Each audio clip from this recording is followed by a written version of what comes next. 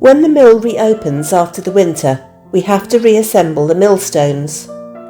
We use a stone crane to move the top runner stone into position.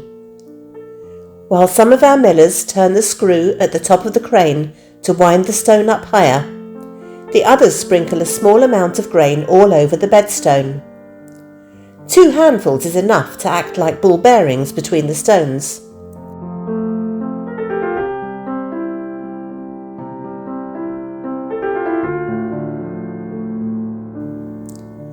Slowly we wind the runner stone up, then we swing it gently over towards the bedstone.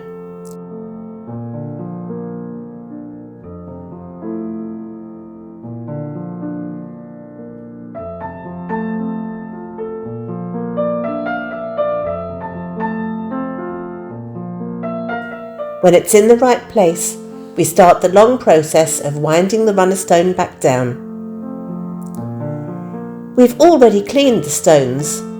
We began by giving them a good brush and a vacuum. Then we went over both stones with a large magnet to pick up any tiny fragments of metal which might have been left behind when we were cleaning them with wire brushes at the end of last season. We make sure that the magnet never touches the stones, so we don't chip or damage them. Then we sprayed a solution of sterilising fluid over the stones, inside the wooden ton cover, over the hopper and its chute, and all the working parts that might come into contact with the grain or the flour. The stones must be completely dry when we assemble them, so we usually leave them for a day or 2 to dry.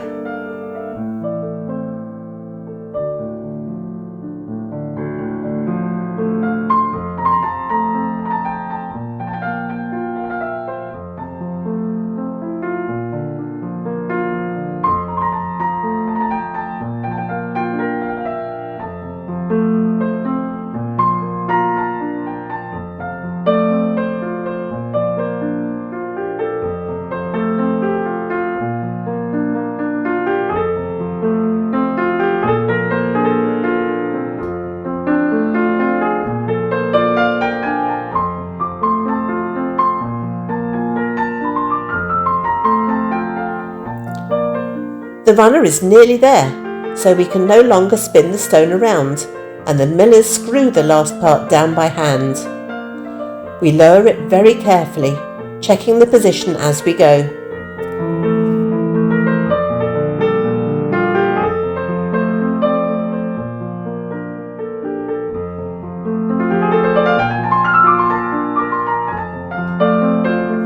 Once the runner stone is on the bedstone, we can swing the stone crane out of the way. Even without the millstone, the metalwork is heavy, so we are very careful.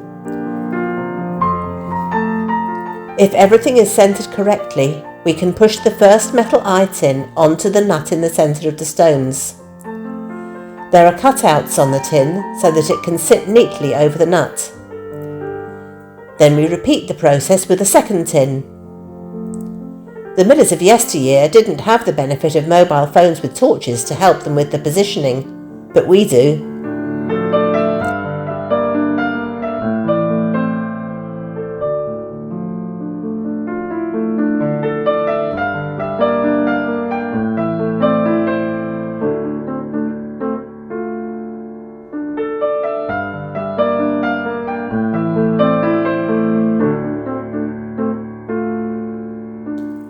Next we fit a brush onto the runner stone. Paul is showing us how the brush swirls around with the runner stone and sweeps the flour along. Then it falls through a hole and down the chute to the meal bagging area.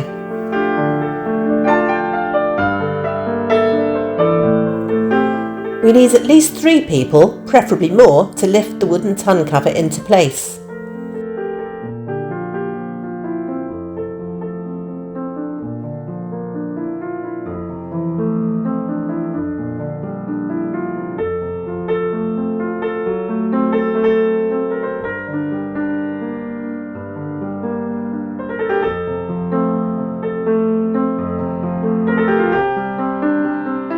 There's a pin on top which has to be centred at the back. Next we slot the damsel into the holes on top of the nut. The damsel is also known as a dolly. Trevor is showing us that its job is to vibrate the shoe. That's the chute which shakes the grain down from the hopper into the eye, the hole in the centre of the stones. The damsel will rotate and make a chattering click-clack sound when it's working. Now we bring the shoe over to the stones. It fits over the damsel and locates on the pin at the rear of the ton cover.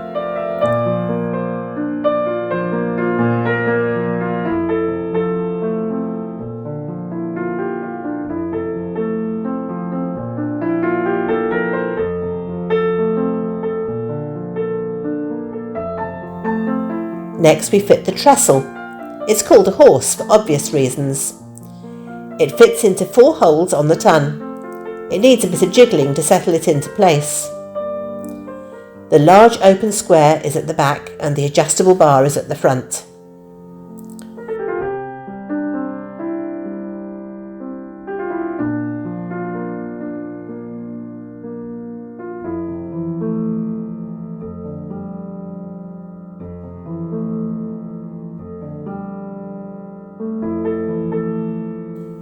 The crook string from the strap threads through the D-hook on the trestle and the damsel's bell hooks onto the bottom of the string. The string on the right of the chute passes through a small hole in the tension arm on the ton.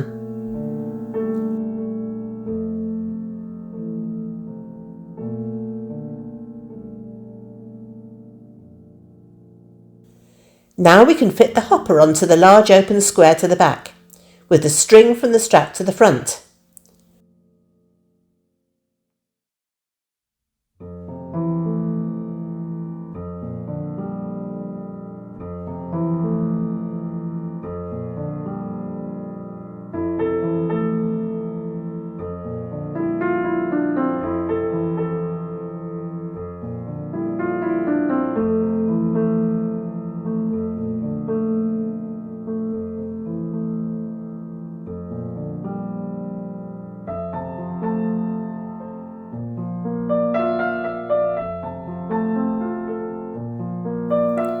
When the hopper is full, the weight of all the grain pushes the strap down.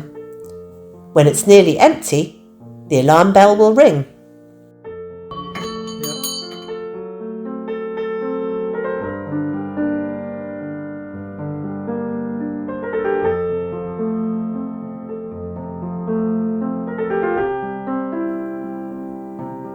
Now we can pour a couple of buckets of grain in.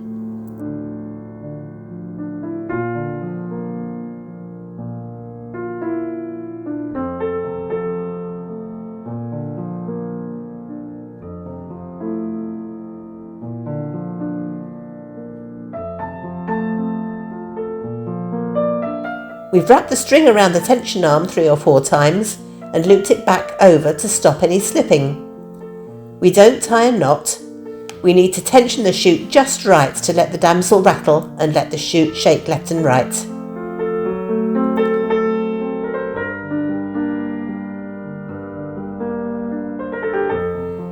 Time to test the inner sluice gate. Paul pushes the penstock control all the way to the right and back again a few times to make sure that we can hear the inner gate going up and down as it should. Paul shows Russell where it will be set. And now he's demonstrating that we don't want the wheel to go too fast. Now we engage the gears together so that the millstones can turn. As it comes down, notice the wooden teeth on the nut. If there's a problem, it's much safer if a few teeth break rather than the whole metal gear.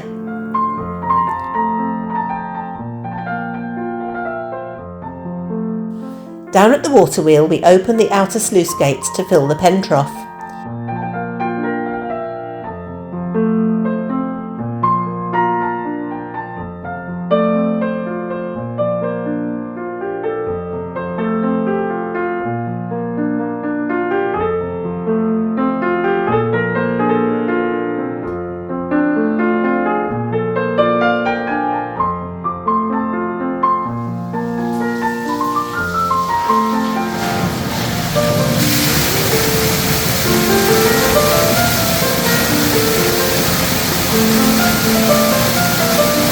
The water wheel must be a bit stiff after its lazy winter. Let's see whether we can get it to move with a bit of extra manpower. That worked!